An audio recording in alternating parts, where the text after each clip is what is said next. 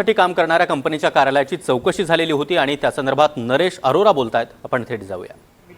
हम लोग उस टाइम पे एक पार्टी की प्रेस कॉन्फ्रेंस अजीत दादा की चल रही थी, हम लोग वहाँ व्यस्त थे। उसके बाद फिर हमने मालूमात करने की कोशिश की तो मालूम पड़ा कि कोई कंप्लेंट ऐसा बताया जाता है कि उनके पास थी, जिसके आधार पे वो आए थे। उसके बाद वो जो नंबर देकर गए थे उस नंबर पर हमने उसके बाद अभी तक बहुत बार कॉल किया है, पर किसी ने कॉल रिसीव नहीं किया है। पार्टी की तरफ से भी उच्च अधिकारियों से बात हुई है और उसमें अभी तक कोई बात सामने नहीं आई।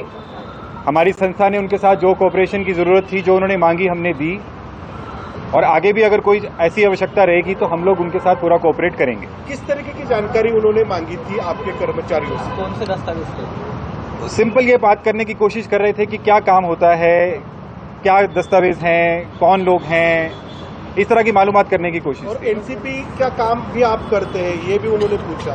क्या उनका क्या कहना था? मैंने आपको बताया, जैसे कि उन्होंने पूछा कि एनसीपी का यहाँ क्या काम होता है, राष्ट्रवादी कांग्रेस पार्टी के लिए क्या काम यहाँ पे हो रहा है। हमारे कर्मचारी ने जो काम हो रहा है वो बताया। जो काम हम करते हैं पूरे देश को मालूम है, ऐसा पहला राज्य तो है नहीं यहाँ पे जो हम काम कर रहे हैं, और ना ही यहाँ पे हम नए हैं। हमने पूरे विधानसभा में काम किया, यहाँ पे 1 साल बाद तब काम किया, उसके बाद भी 1 साल हो चुका है हम काम कर रहे हैं। हमारा पुणे में भी कार्यालय है, मुंबई में भी कार्यालय है, महाराष्ट्र की कैंपेन के लिए। तो जो काम होता है वो बताया उनको। इलेक्शन कैंपेन शुरू है परसों इलेक्शन से, तो उस हिसाब से कैसे देखा जाएगा इस कार्रवाई पे? इलेक्शन कैंपेन शुरू है, आज इलेक्शन का प्रचार जो था वो खत्म हो गया, परसों इलेक्शन है लोकल असेंबली कारपोरेशन के, तो उस हिसाब से कुछ उस इंक्वायरी की गई आपको? नहीं, उस पर्टिकुलर बात पे नहीं बात पूछी गई।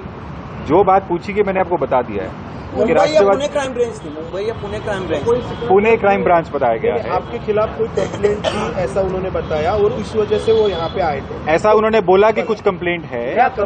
कंप्लेंट का कोई विवरण उन्होंने नहीं दिया। अभी तक हमारे पास आधिकारिक तौर पर किसी ने भी संपर्क नहीं किया है। आपने उस नंबर पे बार बार फोन करने की कोशिश की, वो रिसीव अभी तक उस नंबर पे कोई रिसीव नहीं हुआ। अधिकारी थे तो किसी ने नाम बताया था? पुष्टि हमारे पास जो आला अधिकारी हैं उनसे चर्चा हुई, उस बात की पुष्टि हुई कि वो अधिकारी क्राइम ब्रांच से थे। उनका नाम, उनका नंबर उनको दिया गया पुष्टि करने के लिए, क्योंकि हमें भी उस टाइम पे जो कर्मचारी थे उन्होंने कर्मचारी के हिसाब से पूछा कि शिनाख्ती कार्ड या आइडेंटिटी कार्ड की बात नहीं हुई, तो हमने पुष्टि करने की कोशिश की, तो ये बात की पुष्टि हुई कि वो क्राइम ब्रांच से थी। कुछ कागजात वो लेके गए या नहीं? नहीं, कोई कागजात नहीं लेके। आपकी अजीत दादा से बात हुई क्या इस पूरे कार्रवाई के बाद? अजीत दादा ने आपको क्या कहा? अजीत दादा से बात हुई, उनका अभी मेरे ख्याल स्टेटमेंट या ट्वीट भी आया है। उन्होंने सुनील तटकरे साहब का भी आया है, प्रफुल्ल पटेल साहब का भी ट्वीट आया है। तो उन्होंने सबने बताया है कि जो भी आधिकारिक रहेगा हम उसके साथ कोऑपरेट कर रहे हैं और करते रहेंगे, कोई प्रॉब्लम नहीं है उसमें। ऐसा कोई इलीगल काम तो कैंपेन मैनेजमेंट ऑर्गेनाइजेशंस करती नहीं है। आप तो डायरेक्टली राजनीति में नहीं है, आप आपका काम करते हैं, लेकिन अभी जो राजनीतिक सिनारियो है उस वजह से आप इस कार्रवाई को देख रहे थे। अभी इस पे चर्चा नहीं करनी चाहिए, साइलेंट पीरियड चालू है। कोई भी ऐसा वक्तव्य नहीं आना चाहिए जिससे वो साइलेंट पीरियड की कोड ऑफ कंडक्ट में बाधा पड़े। इसके ऊपर कुछ भी जांच अगर रहेगी हम पूरा कोऑपरेट करेंगे। ये पहली बार हमारे साथ नहीं हुआ है, महाराष्ट्र में पहली बार है, तो इसके पहले भी हम इस बात को झेल चुके हैं। कोऑपरेशन जहां पे जिस सरकारी संस्था को चाहिए हमारी तरफ से मिली है, क्योंकि हम जो काम करते हैं वो सब पब्लिक डोमेन में है, बट क्योंकि काम जुड़ा राजनीति से है तो उसके अंदर ऐसी चीजें अपेक्षित रहती हैं। आपको दबाव डालने की कोशिश? ऐसा मैं नहीं समझता।